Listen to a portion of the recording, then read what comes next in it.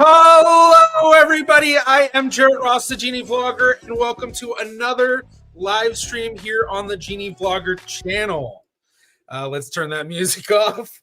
Welcome, everybody. So many updates going on this month. It seems like this has honestly been kind of a big year of lots and lots of updates going on. And so we're going to get into another big update today. I see we have a whole bunch of people in here.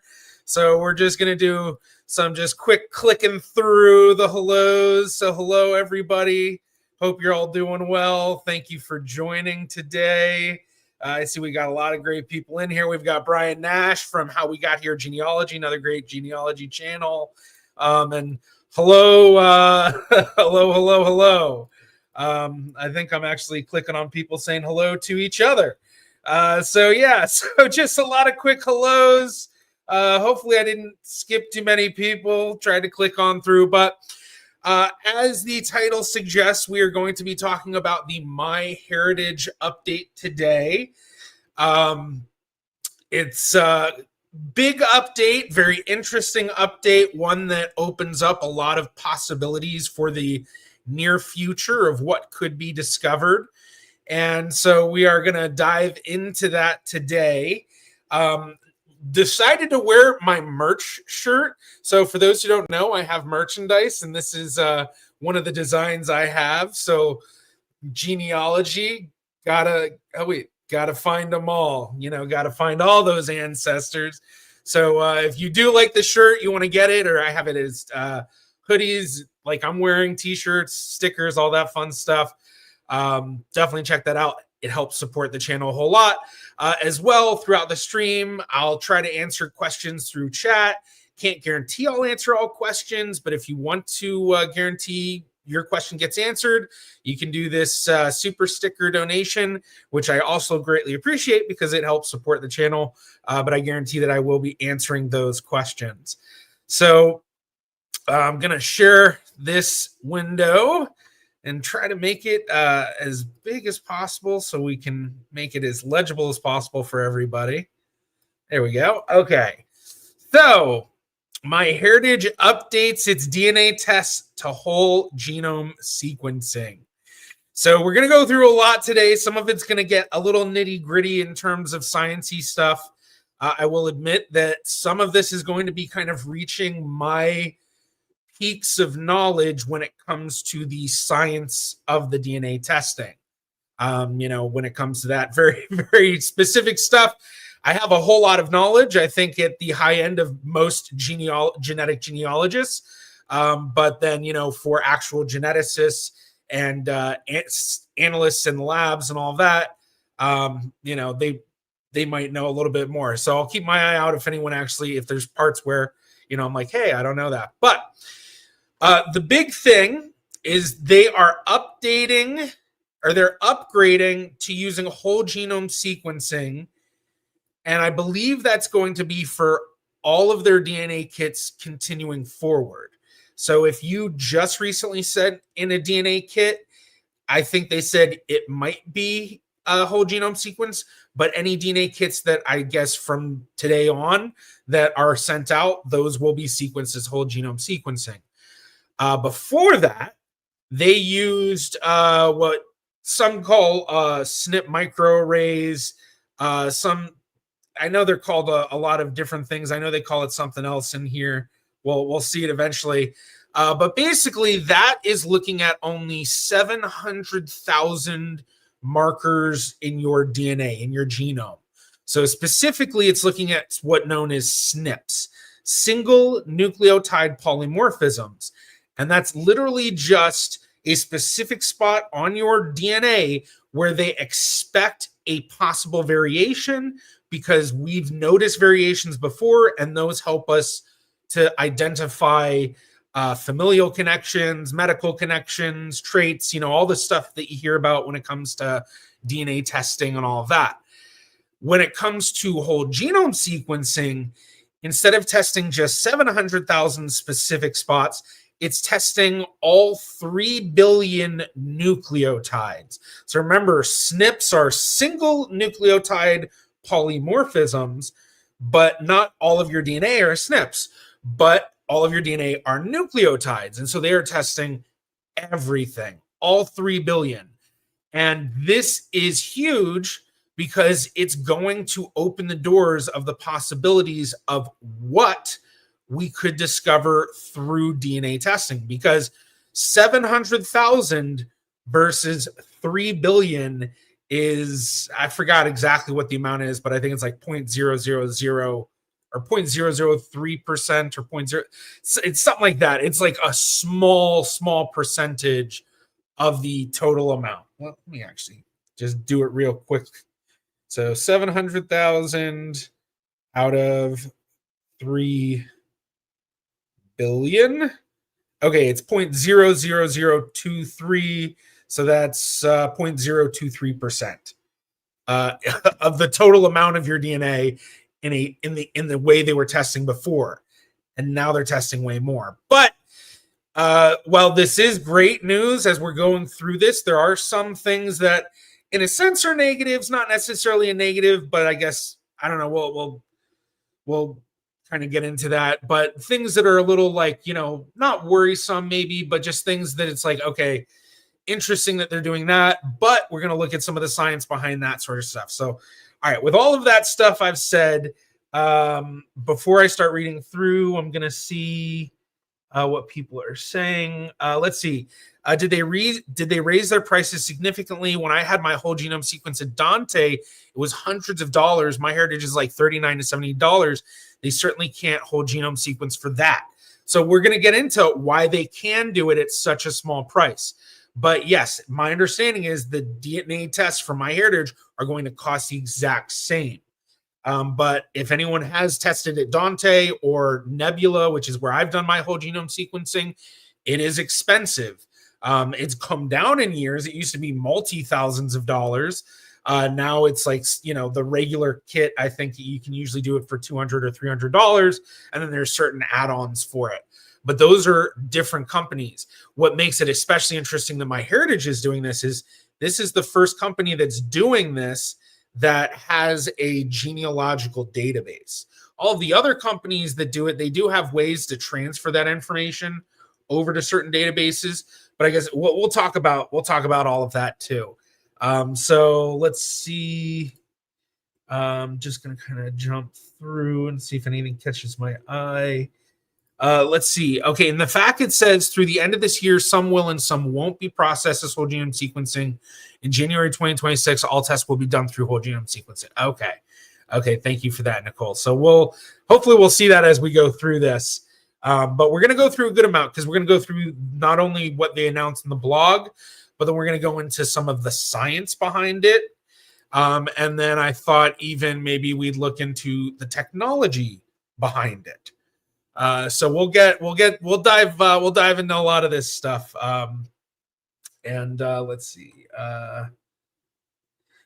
Neek, does whole genome sequencing include Y-DNA and mitochondrial DNA?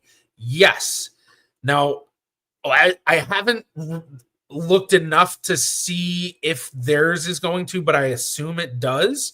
I honestly hadn't really even thought about that until you just asked that right now, but that is a big part of doing a whole genome sequencing. I know a lot of people will do that through Nebula or Dante as a workaround to do a full Y chromosome reading, because the only other option for that is family tree DNA. But yeah, we'll see. So yeah, Adam, I see your comment. We're going to get into that. That's the answer of why it costs so much less.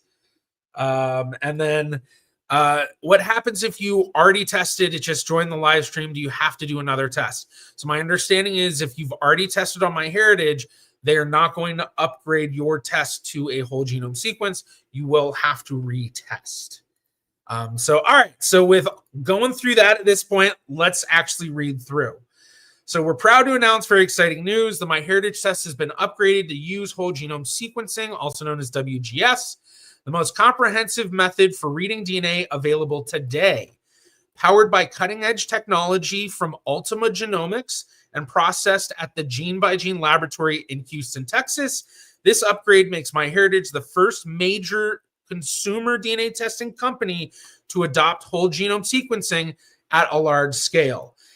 That right there is the biggest piece of this, is that they are offering a whole genome sequencing as a consumer DNA testing company that's doing it at a large database scale, basically. So basically, they're the first ones that are making it so that we can actually use this against a large database. The other companies that have done whole genome sequencing, Dante, Nebula, and then I think others, they basically do it for medical testing. So I don't know what Dante necessarily offers, but on Nebula, the thing that they offer, and actually I wonder if I can see if I'm logged in right now. If I am, we'll look at it. If not, then we'll I don't know. I have to dig for that. So let's see. All right, where is this? All right. Yeah, maybe we won't do that. For some reason, the website's loading really slowly for me.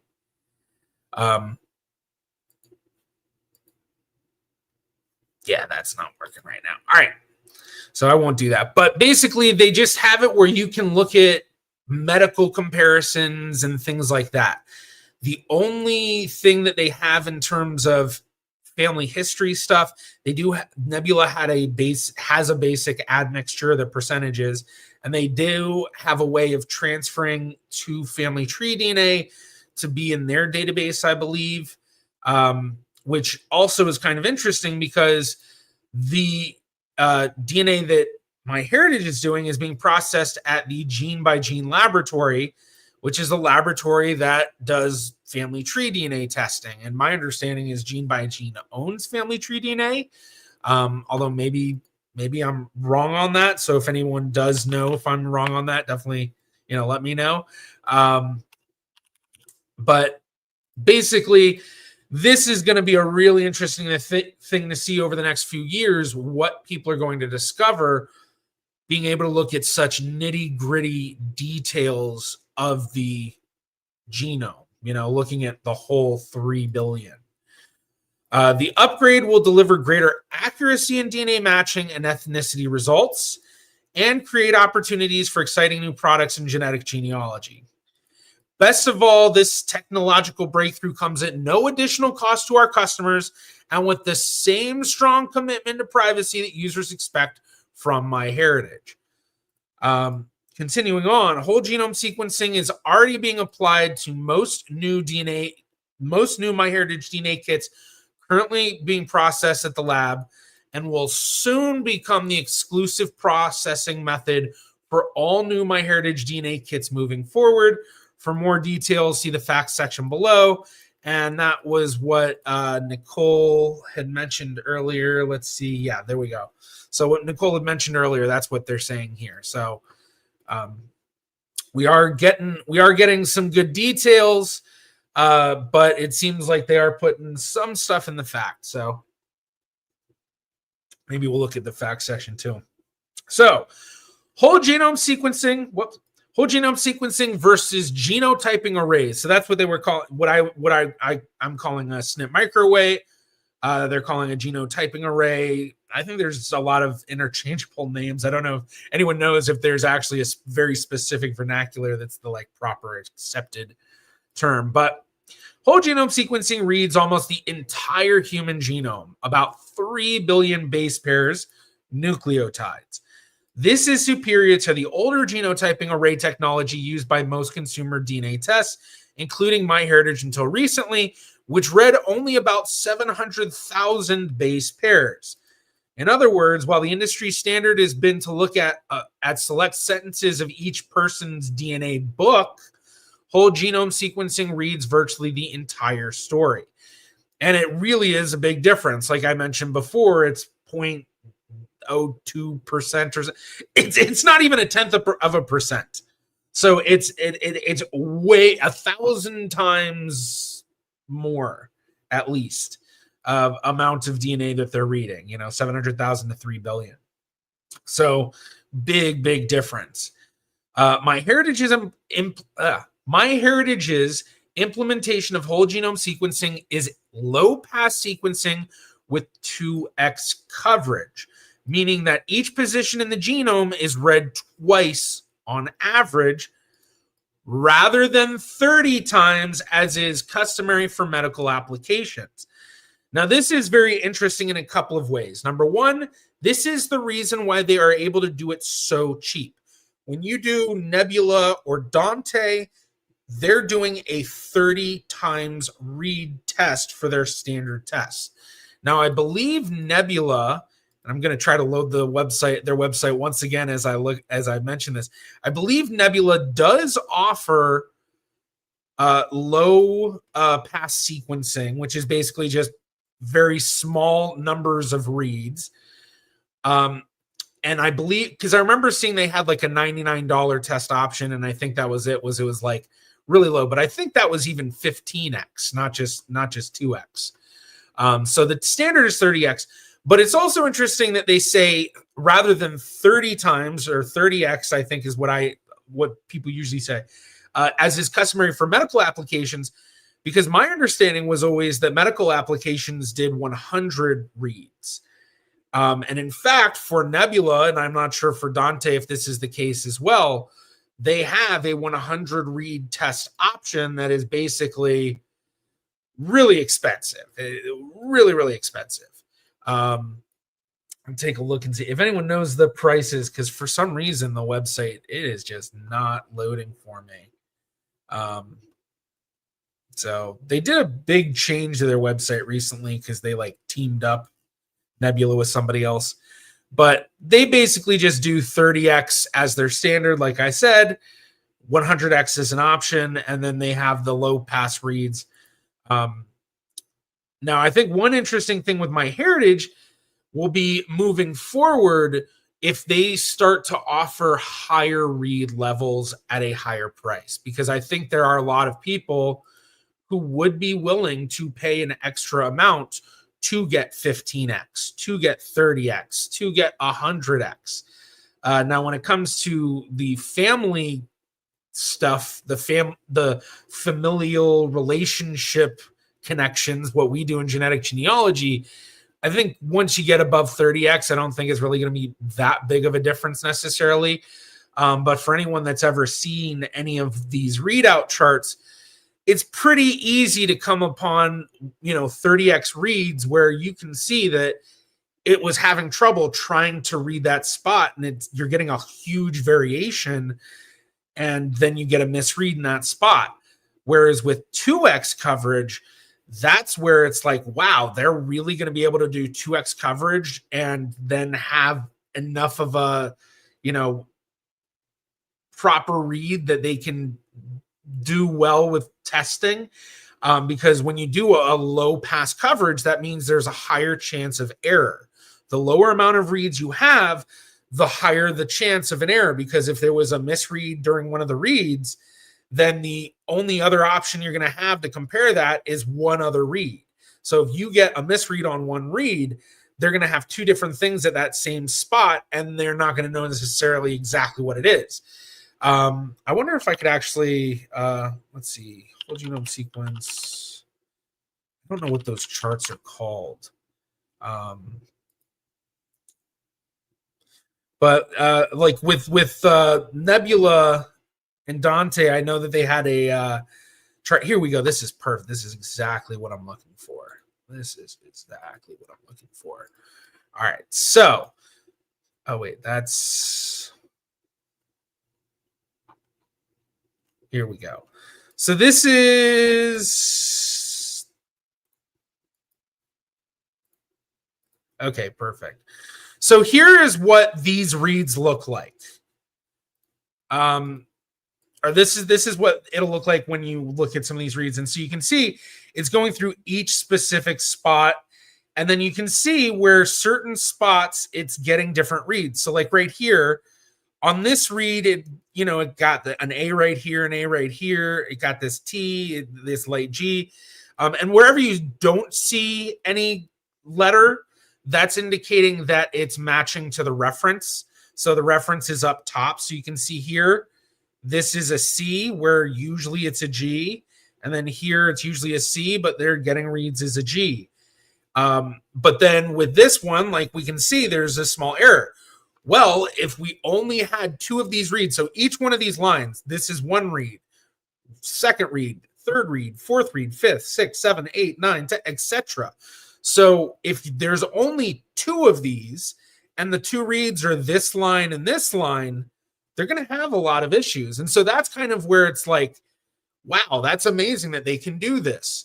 But we're going to get into it in a bit, where we're going to look at the science behind it, because they actually did a study way back in 2020 where they were able to do relative matching using 1 pass, so 1 read, and actually able to get a similar comparison to relative matches as the same with microarrays.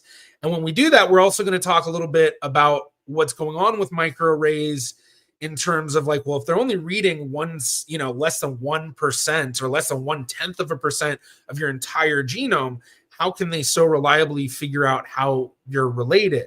And so we're going to talk a little bit about that. So that includes, the big thing is imputation. And we're going to get into what that actually means.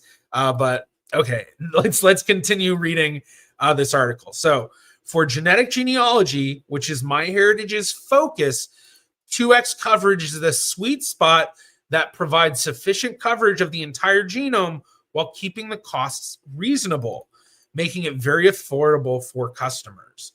The low-pass approach is combined with a statistical method called imputation. So they're using that imputation I was talking about with this low pass. So which allows independent scientific research. Which allows all the data to be reconstructed with very high accuracy.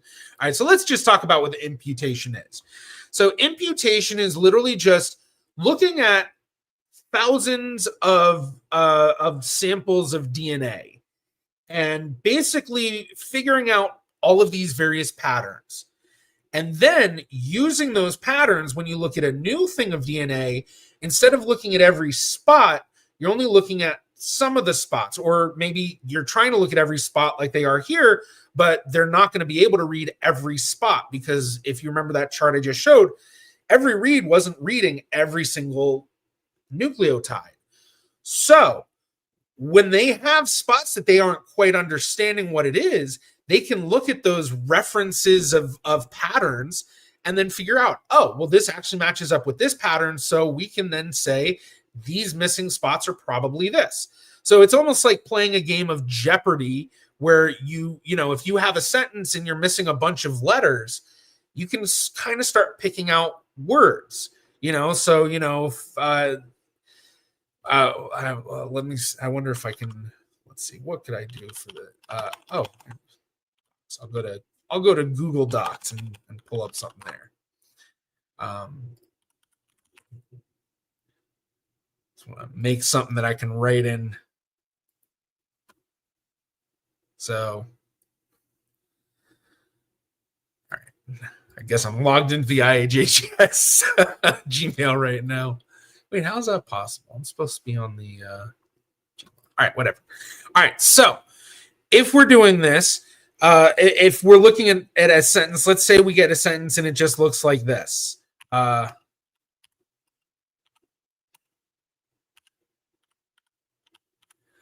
this one is a little difficult. Let me actually make that bigger. So I don't know if you can get it, but if you can, then say it. But basically, I'm just keeping the vowels out. I'm keeping it simple, but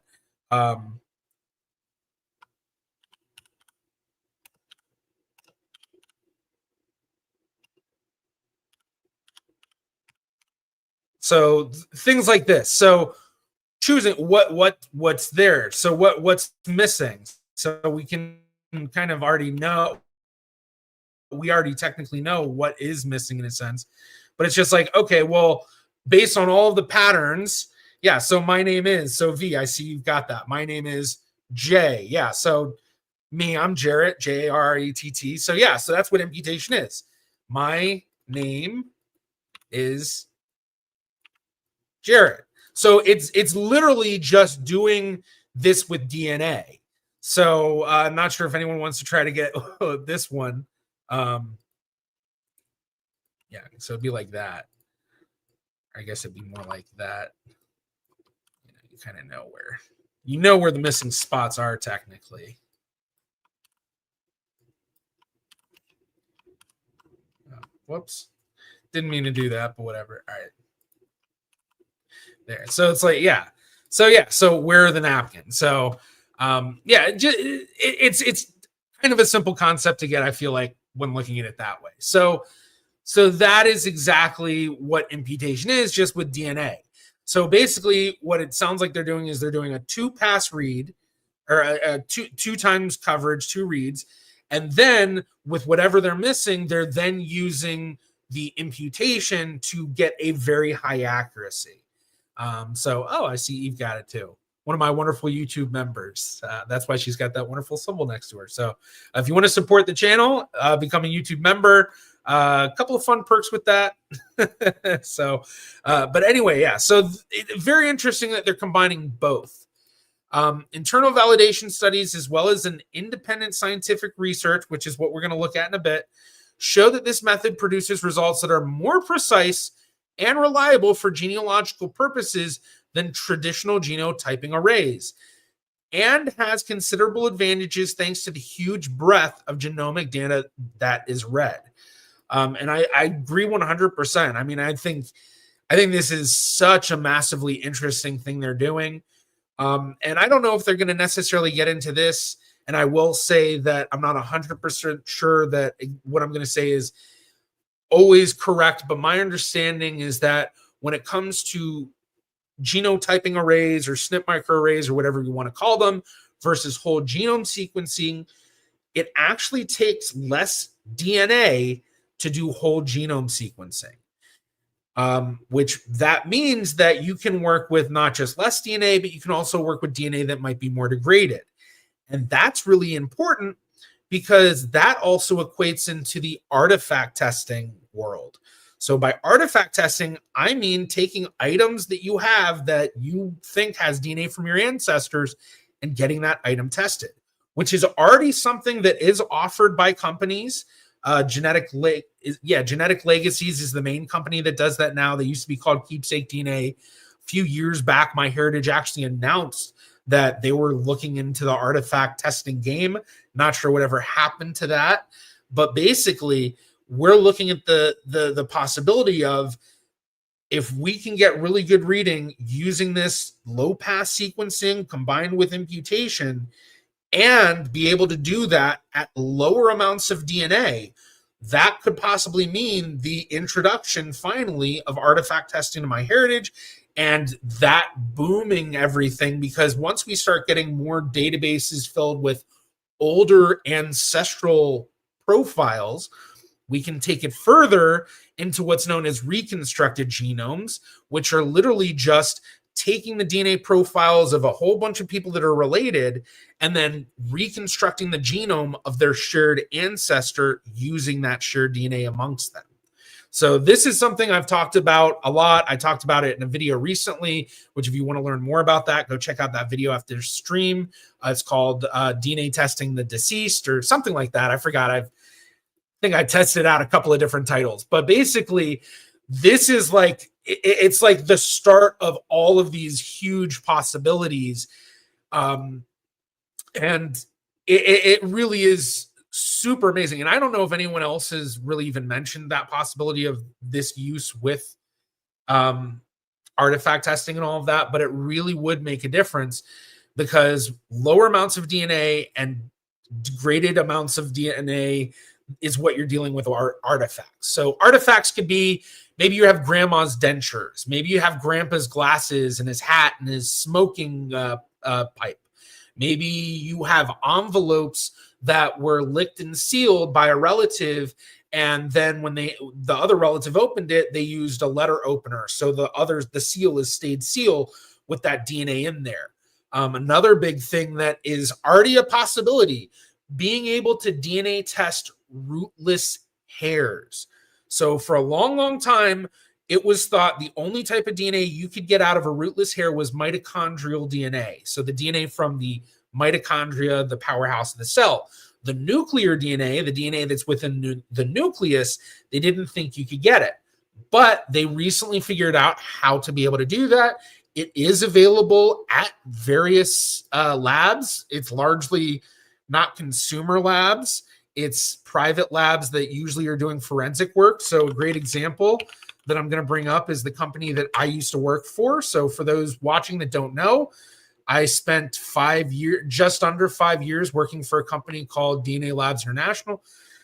I need to fix something. Something's wrong with my whatever. Like a lot of websites aren't loading, and it's all DNS issues. I've already redone the DNS cache and all that. So, all right, we're not going to be able to look at that one then. But rootless hair testing. Because I just want to bring it up. Okay, Bodhi, their competitor. Is their website working? Just barely. Yeah, something's, yeah. Yeah, I really need to get this fixed. I need to get one of my buddies that's a big computer geek helping me out. So, all right. Well, I guess I'm not going to pull up any of the sites that for right now that have it. But basically,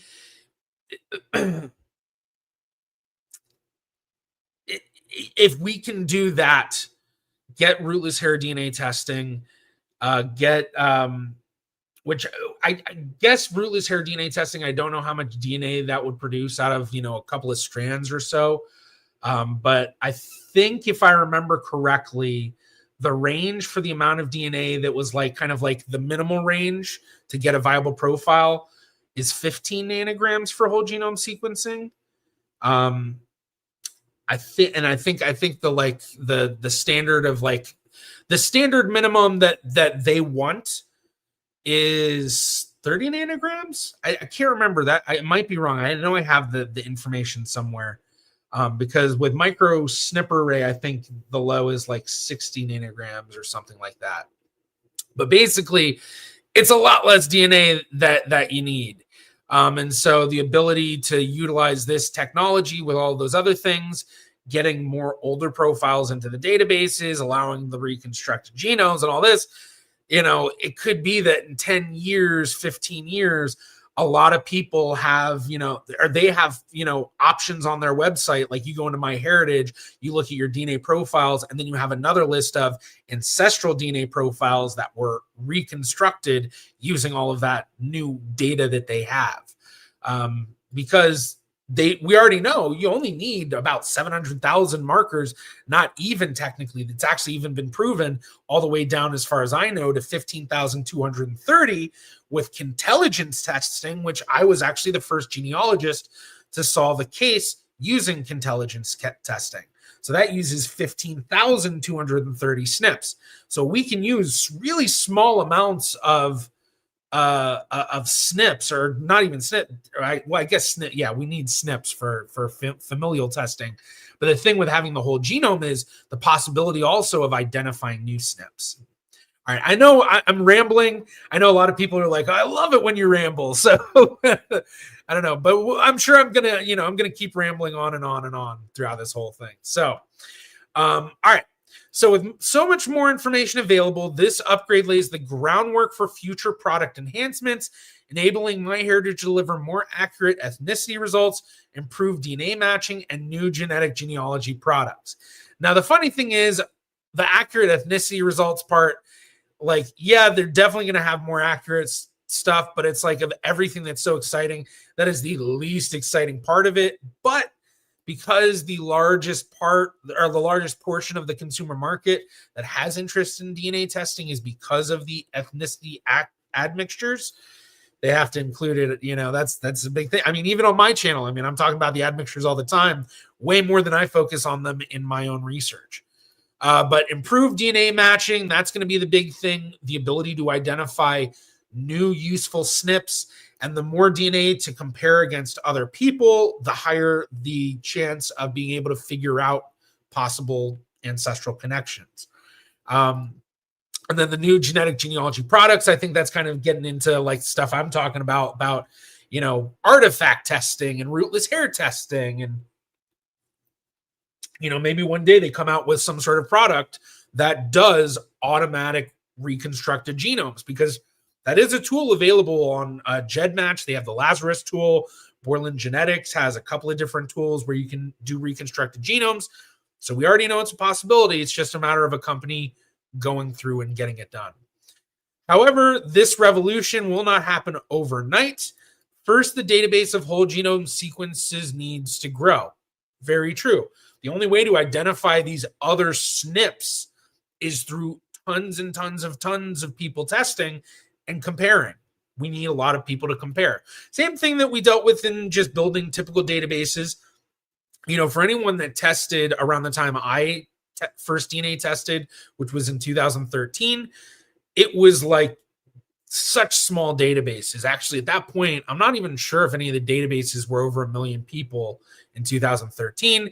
And now we're looking at, I forgot what Ancestry last announced, but it's probably like 26 or 27 million.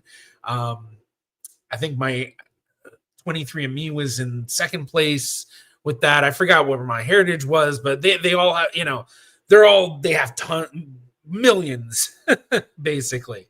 I'm pretty sure MyHeritage was over 1 million. If anyone knows, put it in the chat.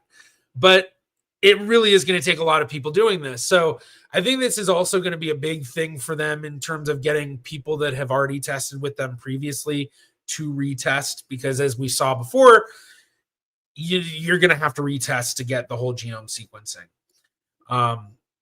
So I wonder, and this would be if anyone from MyHeritage is watching, and I know sometimes they might be, my suggestion, give people that have already tested a discount, some automatic, whole genome sequencing upgrade discount. I mean, $50, $60, or, doesn't have to be a ton, because I think they typically have it. Is it like $79 is a typical MyHeritage test? Something like that. Okay, yeah. Ancestry DNA said 27 million today. So 27 million. It's a lot. So we'll see. But I think this could also be something that will get a lot of people more interested in testing with MyHeritage over other companies, because, Ancestry really has a lot hanging over MyHeritage. The biggest thing being their massive database. But they've also started to roll out a lot of different features that used to be the thing that made MyHeritage way better than all the other sites. So the shared match comparisons, MyHeritage has had that for a long, long time. The auto cluster tool. And now really the only thing that MyHeritage has before the whole genome sequencing is the chromosome browser. Ancestry doesn't have that.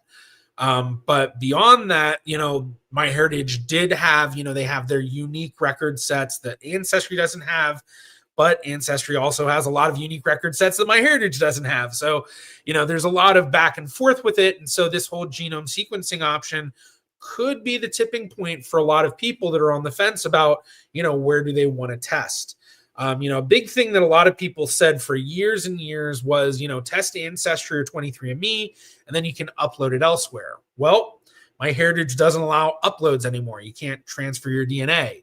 So that's an option that's out. So that's going to automatically cause people to have to test if they want to get into MyHeritage, which if you're testing for family tree stuff, connecting with family, building out your family tree, most especially if you're coming from an unknown parentage case and you're trying to identify your parents, your grandparents, someone in your family was adopted, was a foundling or whatever, you want to be in as many databases as possible, because you never know which database has that one person that's going to help solve your mystery. But if they only tested in MyHeritage and you don't test in MyHeritage, you're not going to match them. So with whole genome sequencing, I think it could be the big tipping point for a lot of people, because it is the first major consumer DNA company to make it available at scale. Because I don't know exactly what they necessarily put it at, but I would imagine, once you start getting over $100, technically once you get over $99 in the cost of these, I think that's, it's a big, a lot of people drop off at that point. So being able to keep it not only under $99, but also seemingly, when they have their sales, their holiday sales and all that, these are the tests. They're completely changing to whole genome sequencing. Where was it? The entire all continuing forward will be that. All right, I'm not going to try to find it. So now they have this spot expert endorsement. So different people have talked about it. So not sure if they're going to update it and put a link to my live stream in there, but would love it. But Roberta Estes, great blog for those that don't read DNA Explained.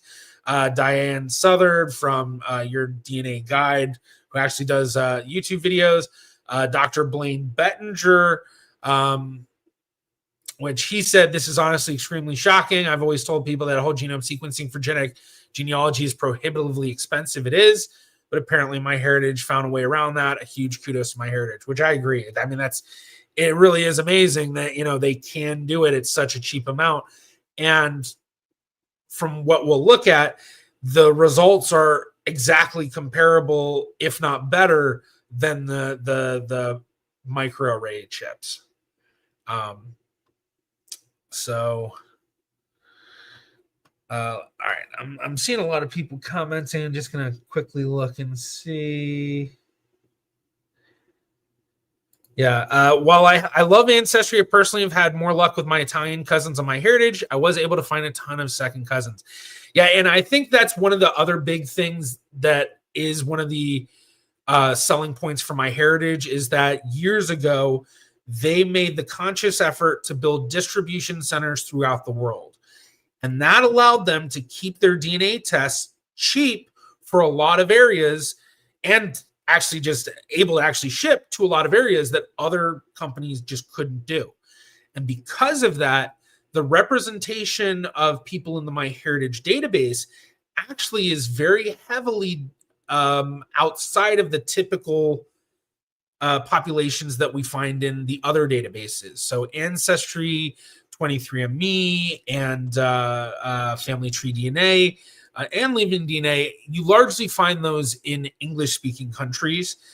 So the US, Canada, England, Ireland, Scotland, South Africa, Australia, and New Zealand. Now, obviously, it's outside of that as well. You do see a lot of people on there from other countries.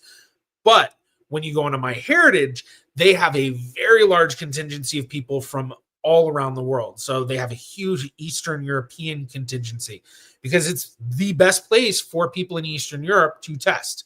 I know for a fact, one of the Ukrainian genealogists that I've collaborated with a few times, I hired him to do research for me. I've talked about him on the stream or on the channel a few times. His name's Sergei Fazulyanov.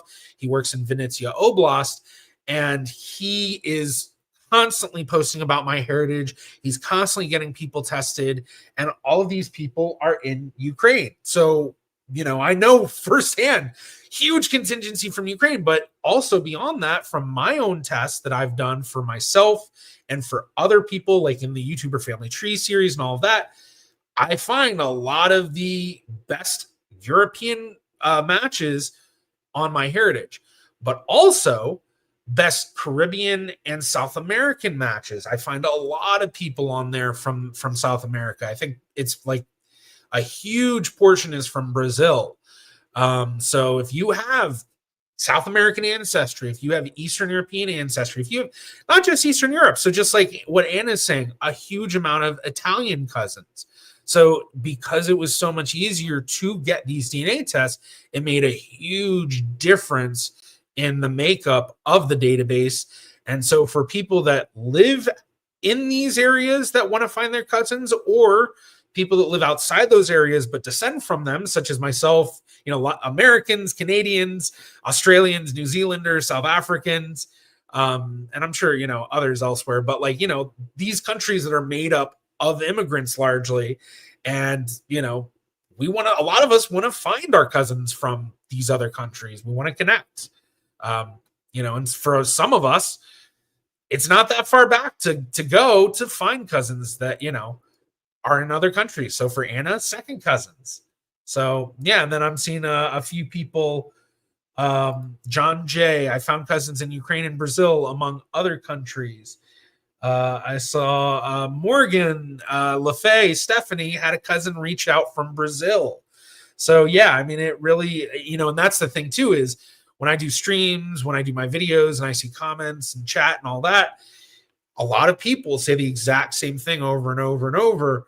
They're finding a ton of their international relatives through MyHeritage. So that is a huge part that sets them apart as well.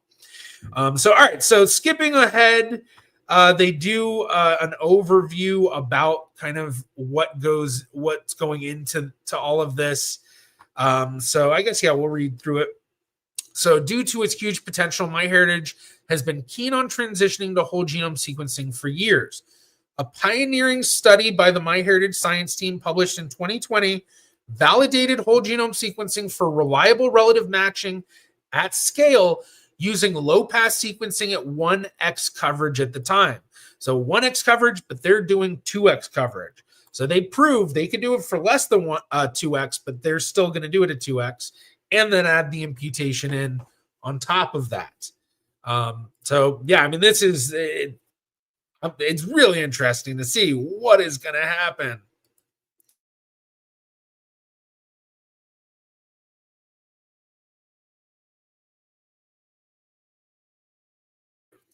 So, all right. Sorry about that. I had to blow my nose. All right. So, it's going to be really interesting to see what happens. But the study was an important first step in demonstrating the valuable potential of whole genome sequencing for genetic genealogy, which honestly, I've heard for years people saying once we get whole genome sequencing as part of genetic genealogy, it really is going to open up a lot more for us. And now we're seeing it come to fruition, and I think it's really, really awesome. One of the things that I discussed in a talk I've been giving for about a year and a half now, which is called The Future of Genealogy. I've given it at Roots Tech. I've given it at the IHAGS International Jewish Genealogy Conference. I've given it to probably 20 plus different genealogy societies of all sorts of different genealogy societies. The most recent one being, what was the society? It was like SVCC or something Valley Computer Genealogy, SVGCC, whatever that stood for. If anyone knows, that's in chat. I can't remember exactly what it is. But they were the most recent one to have me come and give that talk. And one of the things I talk about in there is how prices have come down so much. Because, 10 years ago, 12 years ago, these Ancestry DNA tests and what MyHeritage used to be doing, the microarrays that they did, it was like $1,000 to do that. And then within a couple of years, they brought it down to $100. They brought down Y-DNA testing. They brought down mitochondrial DNA testing. And I said in my talk, next thing we're going to see is whole genome sequencing. And now we're seeing it. It was always just a question of how are they going to do it? Because if it's not, figuring out a cheaper way of, less reads or whatever, it's often figuring out, well, what cheaper materials can we use in the lab to still get this process accomplished in the proper way? So the proper chemicals and the proper this and that and whatever. All right. So since then, our scientific approach and analysis have matured significantly. Building on these early findings, MyHeritage has been collaborating closely with Ultima Genomics since its emergence from stealth mode in mid-2022, and later jointly with Gene by Gene, the lab that does family tree DNA testing once again, to prepare the scientific and logistical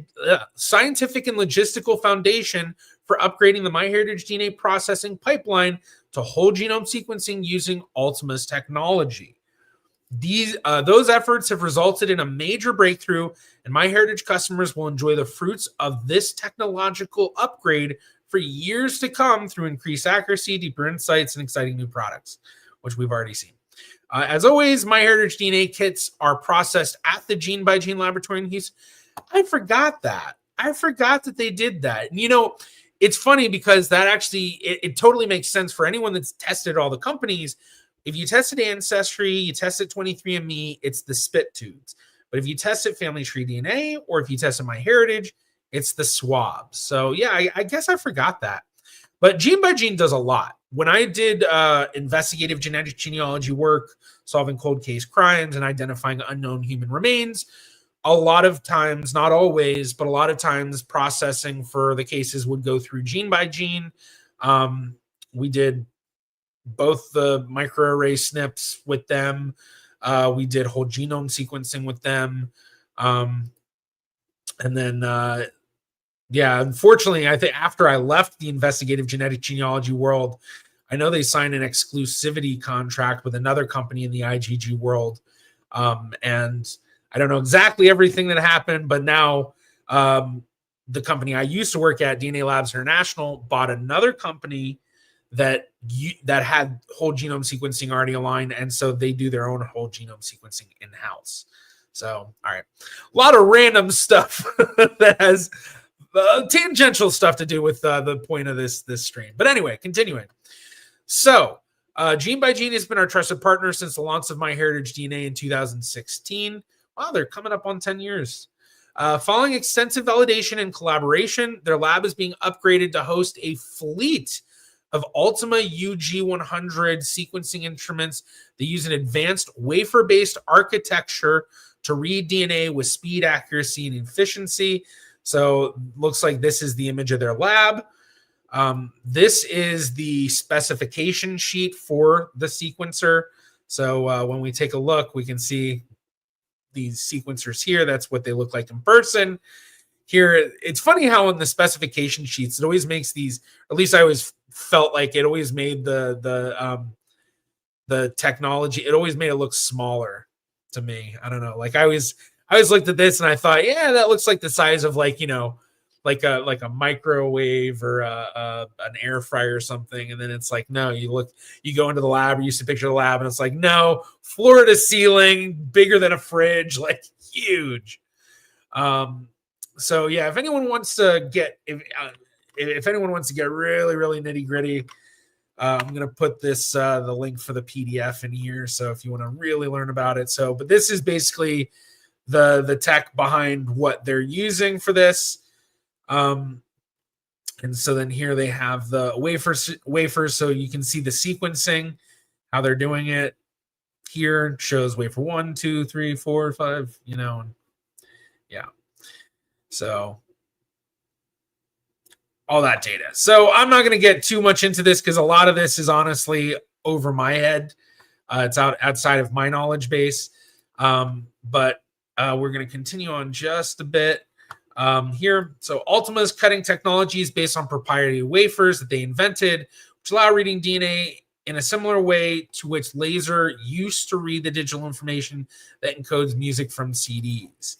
And then each Ultima wafer is a large circular silicon disk adapted from the semiconductor industry that acts as the reaction surface on which millions of DNA fragments are read simultaneously.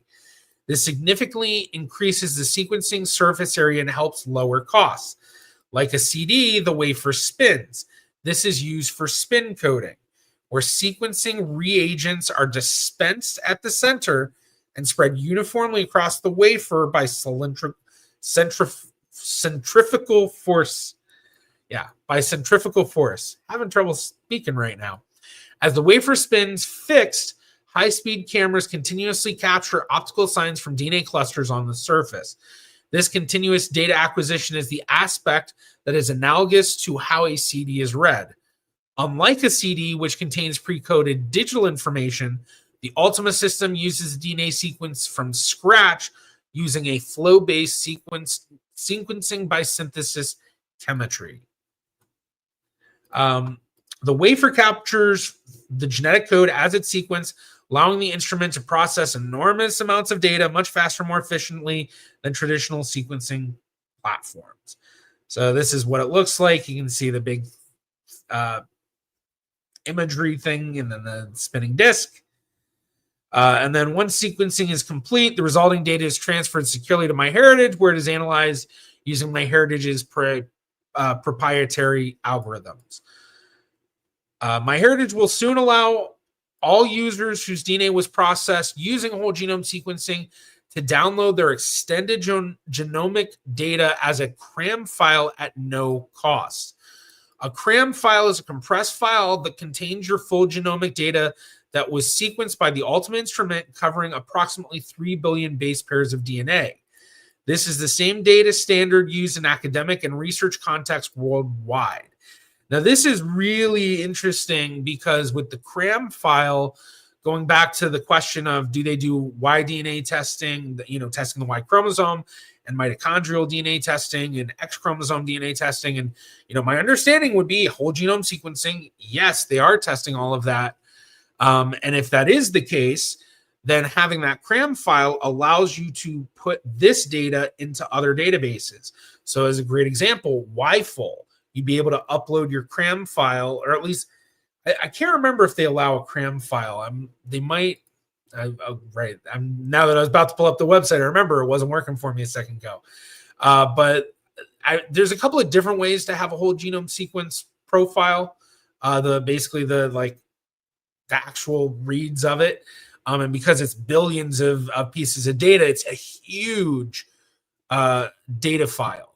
And so it's really difficult to deal with. And so there's different versions of them. And I can't remember which one's smaller. There's CRAM files. Then I think BAM files are the ones that help explain the CRAM file. And then I forgot the other files. There's a couple of other files too. But if you can do this through MyHeritage, upload it to YFull, then you can get into their phylogenetic tree and possibly find Y chromosome matches. I think this also opens up the question of, will MyHeritage get into the Y chromosome database and mitochondrial database game for genetic genealogy? At the current moment, Family Tree DNA is the only major consumer database that has a Y chromosome and mitochondrial DNA aspect where you can actually find matches through that. So you can find matches where you're matching on your Y chromosome, matches that are matching on your mitochondrial DNA.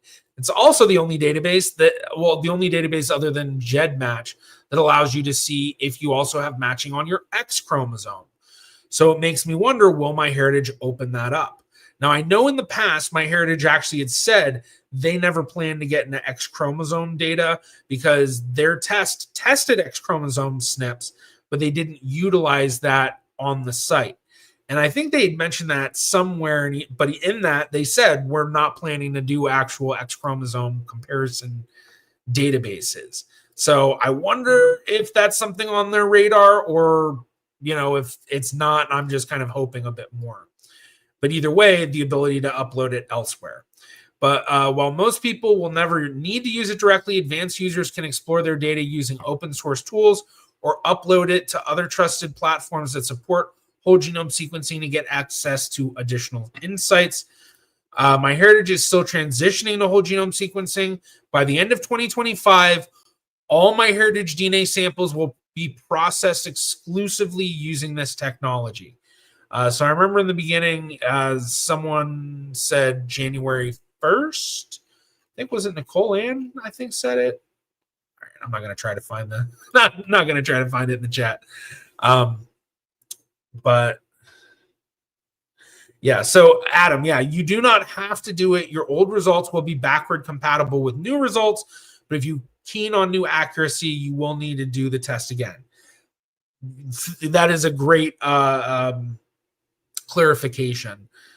So yes, you don't have to do new testing to still be able to match the people that are being sequenced as whole genome, but you can if you want to get the better results, which, I mean, that's the big thing, especially, if there's going to be new tools and all that tied to these, the whole genome sequence results, probably best to do it so that when those are coming out, you can get that result, get it ASAP, get the new whatever. So I'm not going to go through the privacy stuff. I'm just going to skim over this because I think it's a lot of repeating. So yeah, just a quick what's new. It's basically a TLDR right there. Previously tested with MyHeritage. Will my results be reprocessed using whole genome sequencing? No. MyHeritage DNA kits that were already processed with the older genotyping arrays technology will not be reprocessed with whole genome sequencing.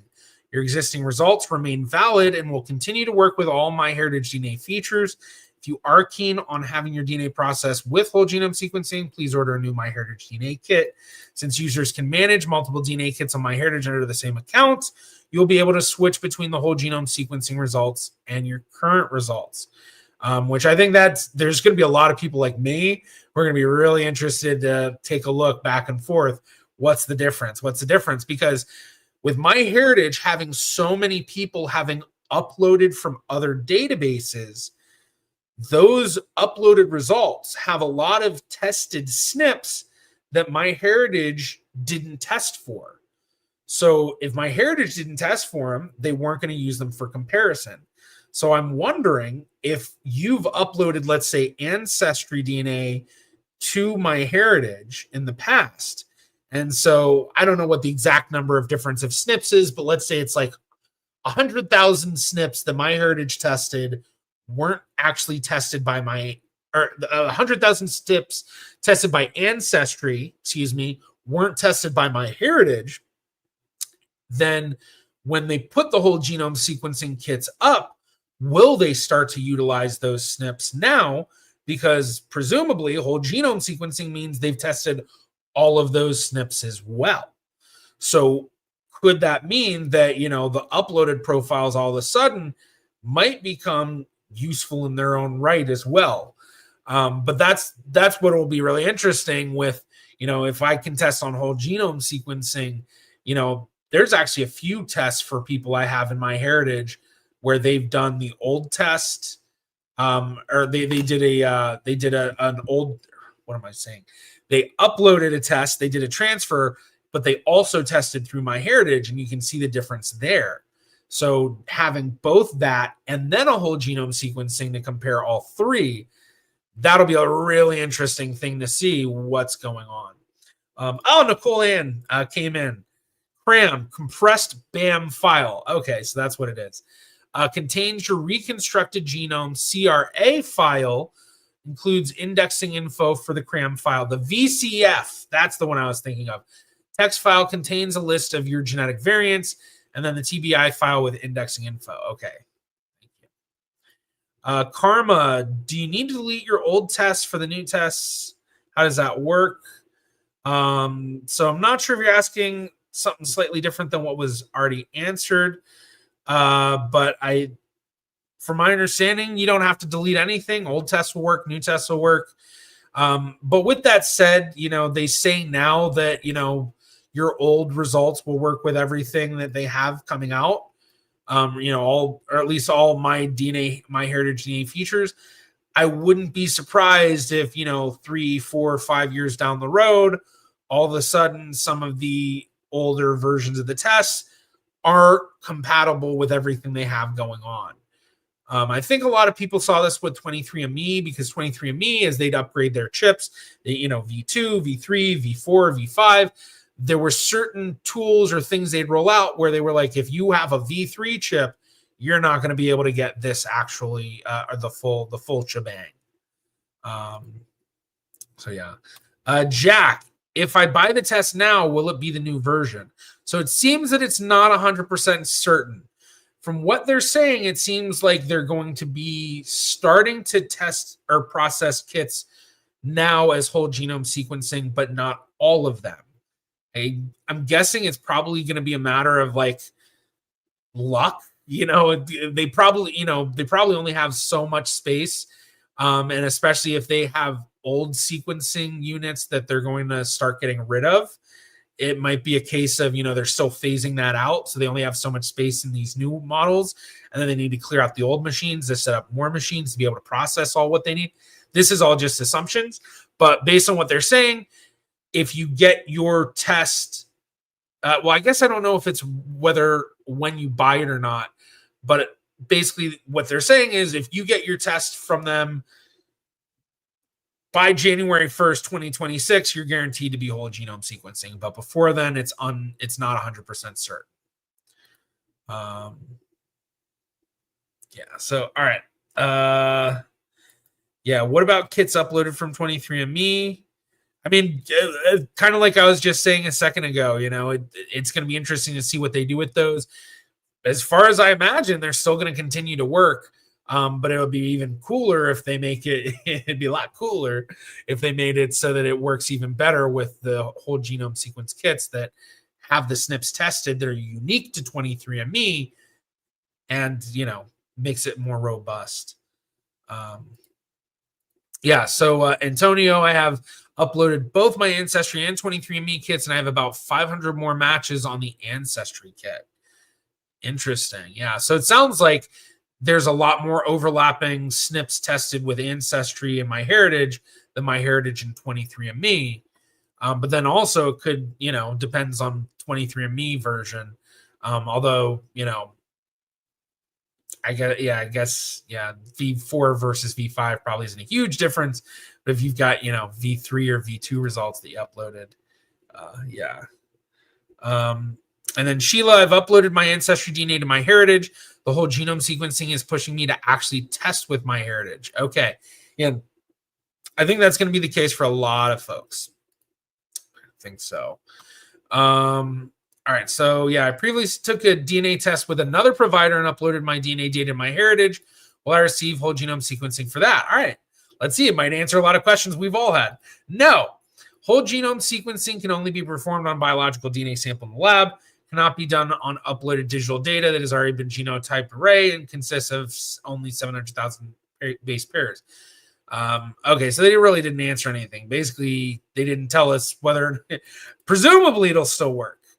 But then of course, can't do uploads anymore.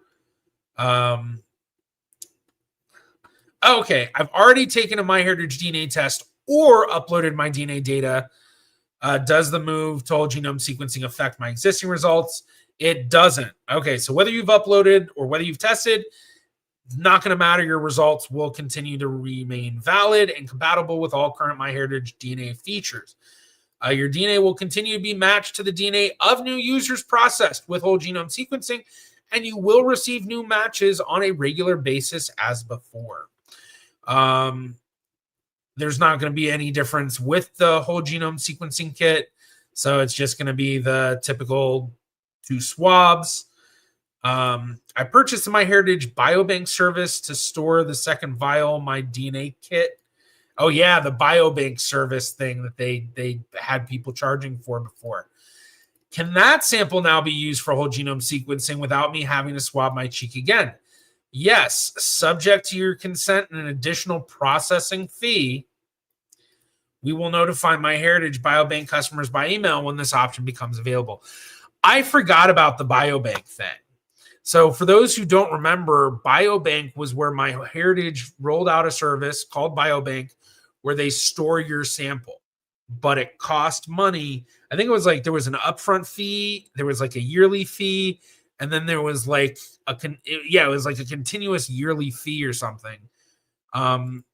So it sounds like if you've done that, you're getting your first possible benefit of that, but sounds like it's going to come with an additional processing fee.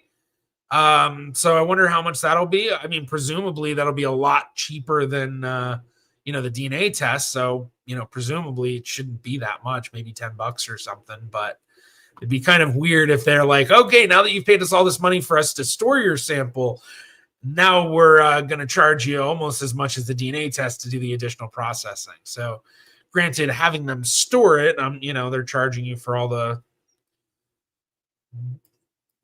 cost of upkeeping it, I'm sure, but still be nice if, you're paying for all that stuff comes with something beyond just storage, but I don't know. I didn't pay for the biobank, so I don't have to worry about it that much, but all right. Can I ensure that my DNA sample is processed with whole genome sequencing? Okay, so this gets at the question that was just asked a minute ago. I forgot by who, but you cannot choose how your sample will be processed. We are currently in a transition period where some DNA samples are being processed using array technology, and others are being processed with whole genome sequencing. By the end of 2025, all MyHeritage DNA samples will be processed with whole genome sequencing. How can I know whether my DNA sample was processed with whole genome sequencing? When you download your DNA file from MyHeritage, the header of the DNA file will state that type of processing was used.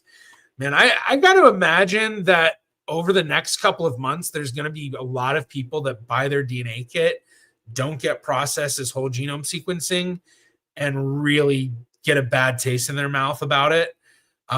Because I think most consumers, they don't read the fine print like this.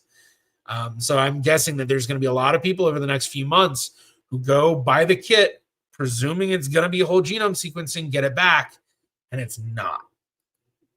So I wouldn't be surprised if MyHeritage already kind of acknowledged that, and we're like, okay, well, we got to be braced, be ready for the complaints.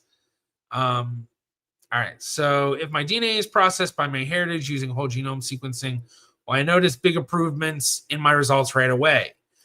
You may notice small improvements initially, but the most significant benefits will take more time to appear. That's because MyHeritage first needs to grow a large database of DNA kits processed with whole genome sequencing. Once that happens, all kits in the database will be rephased, re-imputed, and rematched. And at that point, the difference will be noticeable. You'll receive more accurate DNA matches, a greater number of matches, especially more distant ones, and fewer false matches. Ethnicity estimates will also improve over time. Please keep in mind the major changes won't happen right away. And as I was reading this, I actually kind of had a funny idea in my mind of, they're trying to grow their database of whole genome sequence tests. And there are a lot of people such as myself who've done tests at other companies that do whole genome sequencing, like Nebula and Dante and a bunch of others. And I know they just took away the ability to upload or transfer. But I know that, with Nebula, they have some sort of system where you can transfer your DNA results for a cost to Family Tree DNA, I think. Or maybe was that something they announced they were going to do and never happened? Because, I think actually that's what it was. Oh, my gosh. I can't believe I forgot about that. Wow. I guess I completely misremember that. But anyway, the main thing I'm really trying to say is just that if they do allow people to upload or transfer from Nebula or Dante or both or others or whatever, that could be a great way to grow their database of whole genome sequencing, and could also be a good way to make just a quick, little amount from it too. $10 to transfer, 15 to transfer, whatever, I would pay that. And I imagine there's hundreds of other people that would too. So yeah. All right. Can I delete? Yeah, you can. We're not going to worry about that. When will I be able to download? Early 2026. Okay. So even if you do get whole genome sequencing, you're not going to immediately be able to download your CRAM file. Will the download in CRAM format be in addition to the download of the regular raw autosomal DNA file? Oh, all right. Yes. For DNA kits processed using whole genome sequencing, both download options will be available. So I wonder if they're going to have like downloadable profiles of basically, only the SNPs that are usually tested versus the whole thing. So you end up downloading their regular raw autosomal DNA file, equating to the, 700 to 1,000-ish SNPs usually tested. So summary, yeah. So a couple of questions that I think are big questions on my mind that, if anyone from MyHeritage can answer these, I would love to hear an answer. But I think the number one thing, Y chromosome, mitochondrial, and X chromosome, is that actually going to be included? The assumption is yes. I mean, I'm pretty sure the numbers match up to that. But I don't know 100% for sure. I think the other question is, and I'm guessing this is one that they would not be able to answer for sure, is are they working towards creating a Y chromosome database, Y chromosome matching database, and a mitochondrial DNA matching database? And basically, are they looking to try to get into that game, get their own phylogenetic trees going and, offer something similar to what Family Tree DNA does? But with all that said, wow, it's been over an hour. I've been going a while. All right. Now we're going to take a quick look at some of the science behind some of this. So the big thing, relative matching using low coverage sequencing. As mentioned before, when it comes to typical whole genome sequencing, you usually see 30x sequencing, or 100x sequencing is like the high quality sequencing. I think 15x sequencing is available, but 2x sequencing is like surprising. It's a little, it's like, whoa, well, it's a little worrisome in some ways, but from what they've done in this study, they've done a comparison of testing 1x coverage versus a typical SNP microarray, the genotyping array, as they called it. And basically what they found, and I'm going to think this is basically what they found, was that the comparison was negligible. They found that the results that they could get were comparable, if not sometimes better, when they did the whole genome sequencing at 1x versus a micro SNP array. And so one of the big things that I think they talk about in here, and actually, now that I'm thinking about it, I'm going to put this in chat so everybody can get that. Read that if you want. But basically, my understanding is that they found, sorry, I had to move that, is that they found that with the imputation that has to take place with the 700,000 SNPs typically tested for microarrays, that the error rate is equivalent, in a sense, I guess, to the error rates that we would see with 1x coverage for whole genome sequencing.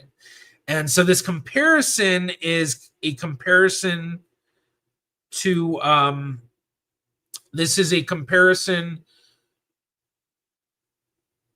gosh, why can't I think? I can't think. It's a comparison to relationship matching. So basically, they're taking a microarray SNP test, they're taking a whole genome sequencing test for the same person, and then they're seeing how are they matching their matches in there. And so I believe that's what these charts are showing, is that when you do a total shared length of shared centimorgans in LCS, so that's the low, what was that? LCS, what did that stand for? Low something, low coverage sequencing. Good thing.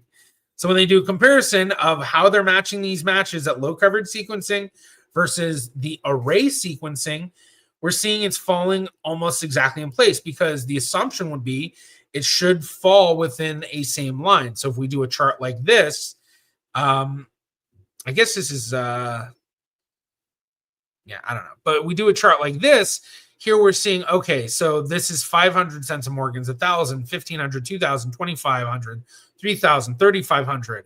So 3,500, that's a parent-child match. So we can see when they do the total, the microarray, they look at the total shared length of DNA, they're getting 3,500 centimorgans for the parent-child matches for both that, as well as the low amount, the 1 times read. So they're finding that it's matching exactly as they expect. Same with these smaller matches around 2,500. So I'm guessing that's probably like siblings and stuff like that. And then here we've got like half siblings and first cousins and aunts and uncles and grandparents and all of that. And then here, this bottom chart, this chart is looking at even smaller matches. So we can see that right about once we get to under 100, that's when we start to see there's a little bit of a difference. It starts to lean a little bit, one's getting a bit more of a reading than the other. But what's kind of interesting that I noticed was that it seems to be kind of heavy on the whole genome sequence side for the lower amounts, that it's like sharing more.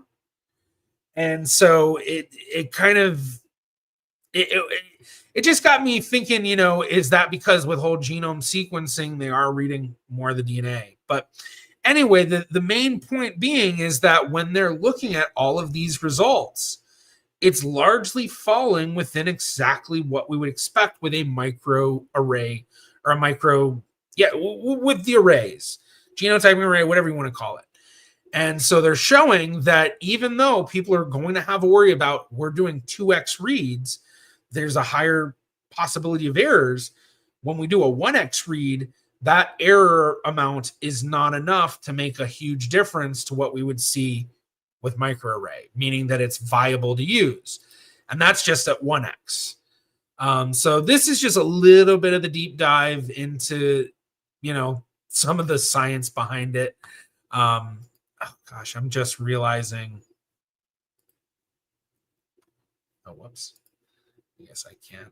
I was hoping to make this bigger, but I guess I can't really. The bottom one. But all right, yeah. So then I guess this is the percentages of array matches and then the LCS matches replicated by other technology, and it includes all matches with a total shared length of at least the bin's value. So basically, how often are they actually getting a cousin match? And so it's very strong. I mean, it's very strong. And this is, look at the centimorgan amounts. I know you can't see it on this bottom one, but the numbers are the same: 240, 220, 200, 180, etc. So it's viable. That's the big thing. Now,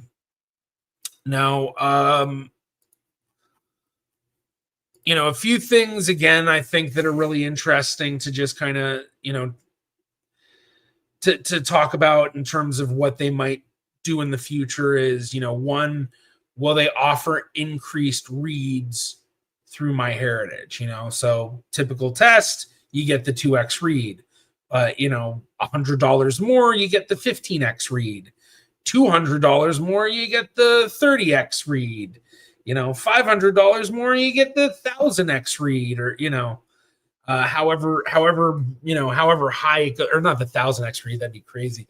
The 100x read, that's what it is. But will they offer that? The Y chromosome, the X chromosome, the mitochondrial DNA, and then of course that big thing in the future of artifact testing and rootless hair DNA testing and getting profiles for ancestors and relatives that are long deceased. So yeah, very, very, very interesting. So definitely let me know what your thoughts are in chat. Let's chat about it. I'll go through and see if I can find some. But while I'm here, and mention again, check out the merch. If you like it, Genealogy, got to find them all. I got other ones too. I had one that was based on a series I was gonna do called "My Cousins Are Cooler Than Your Cousins," and I made shirts for it. But I think that's just a fun shirt anyway. My cousins are cooler than your cousins. So yeah, everyone let me know what you think. I guess while I'm waiting for people to put stuff in, I should also mention if you would like one-on-one consultations with me, I am offering one-on-one consultations still. Just send me an email at GeneaVlogger@gmail.com. I'm going to put that in the chat. So just send me an email requesting for a consultation. And yeah, so yeah. Morgan, so basically wait till January if you want to test. Yes. Basically wait till January if you want to test. Get it, for sure. So yeah, that'd be based on everything I'm reading, So let's see, Neek. So I already bought a kit to test my uncle or someone else. Then the best thing is to wait until January to send in the test. I mean, that's what it sounds like. I think the only thing I'm not 100% sure on, and I guess this would be another question for anyone from MyHeritage that might be watching this, for tests that are already purchased, will those be sequenced as whole genome sequencing if sent after January 1st? Because based on everything they're saying, I would assume the answer is yes, because they're saying they're using the same testing kits. There's no difference in doing the swab kit. And they're saying that some tests might be whole genome sequencing, some might not be. So to me, that says that, should be the same test. So yeah, I mean, that would be my assumption is if you've already bought a kit and you want to guarantee it's whole genome sequencing, wait until January 1st to send it. But if I'm wrong about that, and anyone from MyHeritage's on here and knows, say it in chat, or if you're watching this afterwards, please comment below. Yeah, that'd be great. So yeah, I get a feeling a lot of people are kind of feeling like, with the way they're announcing it, it is kind of a good way of like really piquing interest. But basically getting a whole bunch of people prepared, like, okay, we're gonna buy our kits January 1st. Bam, So, but I guess the big thing too, if we do find out, if someone can confirm that yes, any DNA kits bought now, if they're sent after January 1st, guaranteed whole genome sequencing, I bet there's gonna be a ton of people buying DNA kits over the holidays when they go on sale like usual and holding on to them until January 1st, which also means that for anyone sending their kits in and waiting, I'm guessing that it's going to be a longer turnaround time than usual because they're probably going to have a huge amount of traffic at the lab. So yeah. Yeah, basically, yeah, everyone's like, yeah, theme here for sure. Oh yeah, my birthday's New Year's Eve. Perfect. There you go. And let's see, Leslie uploaded Ancestry back in 2021. New update took away results I received on 23andMe and Ancestry. So strange. Yeah, I mean, but that happens with the updates, that happens. Gregory, what if your DNA test is already being processed? Well, it sounds like from what they're saying, if your DNA test is being processed right now, there's a possibility it'll be whole genome sequencing, but there's a possibility it might not be. And yeah, unfortunately, I feel like if your DNA test is being processed currently, I'm guessing that there's going to be a lot of people like that fall into that category that are not going to be happy about this announcement because it's like literally tested at the worst time, like sent it in and then boom, they're saying that they're doing it otherwise and you don't get it. It's like, I would have waited. Because they're really, I mean, January is not that far. It's, 2.5 months around the corner. So, Nicole, my understanding is that the kit you purchased doesn't matter when it was purchased. The difference is the machines the tests are run through. If you want to guarantee the whole genome sequencing, wait until January. Yeah, so that would be my understanding too. That would be my assumption. But I'm always careful when I make assumptions. So, they didn't spell it out and say it specifically. So I reserve the right to believe that there's a possibility they might not, do that. But yeah, that would be my assumption too. Wonder if Roberta Estes knows. I don't know. I mean, she might. If there is someone who probably knows, it's probably Daniel Horowitz from MyHeritage. So I actually probably need to get in touch with him and see if they'll send me some DNA kits to do this and maybe do a video about it too. Maybe I can be like, hey, guarantee me whole genome sequencing and I'll do a video prior to New Year's Eve or something. Granted, they already said, if you do whole genome sequencing, it's not going to be a major difference at this point of your results. It's really just going to be small differences to what you at this point. So, oh yeah, that's right. I forgot, Karma Gal. Your birthday's 5 days before Christmas, which is the same birthday as it's the same day as my dad's birthday. And then my grandfather was actually born on December 25th, but we don't know what year. And actually, I've never found the birth certificate. I've spent so much time trying to find it.